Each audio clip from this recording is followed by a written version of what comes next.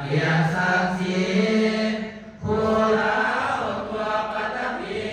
เกียรติคุณดังก้องไก่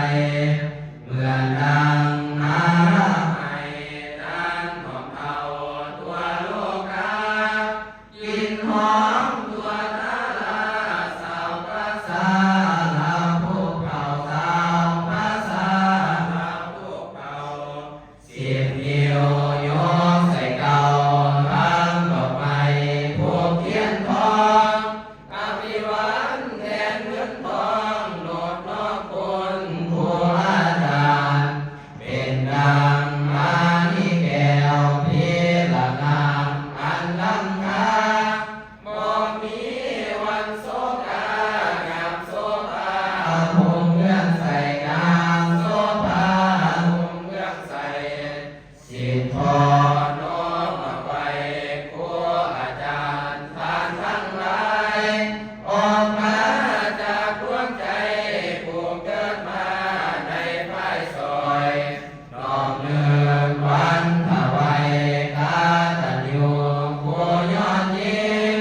ผู้แล้วกำสายยิ่งให้ยืนยิ่งสวานิรันดร์ให้ยืนยิ่งสวานิรันดร์อันว่าควรขนันหาอย่างเขาบ่เพียงพานเกิดแท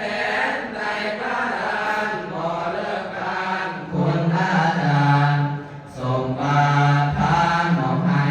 ล้ำเลิศทางมหาศาลนั่นคือภูมิปัญญาอันมีค่าผู้ให้เหียงอันมีค่าผู้ให้เหียงแสนเท่าใดยิ่งใส่เรื่องพระวิบูลย์อย่างยืนนานบ่คือเงินก้อนล้านยังมีมือหมดเป้าแผ่นบัดนี้ขอขับกลมน้อมนึกบุญคุณอาจารย์ผู้นี้ดวงวิญญาณท่านผู้มอลานั่งแล้วทานผู้มอลานั่งแล้วขอให้วิญญาณแก้วสุดเป็นที่อยู่ด้วยผลบุญท่านผู้